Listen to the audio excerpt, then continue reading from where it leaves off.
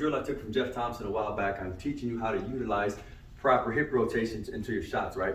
So the way that he talked about it is you pretty much want to visualize that you had a string with a ball and the ball was attached to your hips. Now what I'm going to show you is how you're going to see the difference when you're utilizing your proper hip rotation into your shots, which is maximum power, and when you're not, right? The gap that the ball is going to leave. So if we were here and I threw out a right straight, and when I threw it out, I did not utilize my hip rotation. Look where the ball goes, right?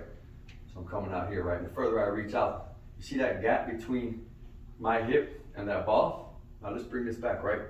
So now what we're gonna go ahead and do is utilize that hip rotation. And now again, now let's see where that ball lands. You see how the ball will always be lined up with the hip? Now again, let's take that back, right?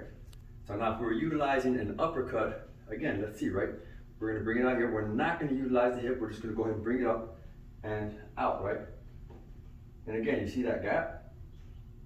That is all of loss, basically, of power. Now when you come here and you utilize that proper hip rotation, again, when it comes back, it's gonna be more or less lined up with your hip.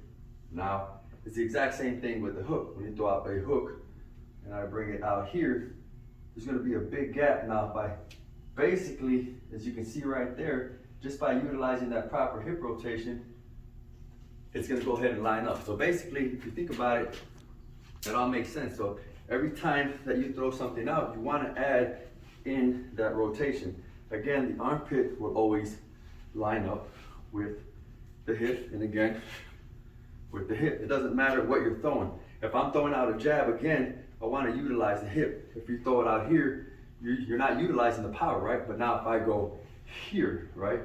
And then here, and then if you notice that every time you actually do that, it's gonna set you up for the next shot, right?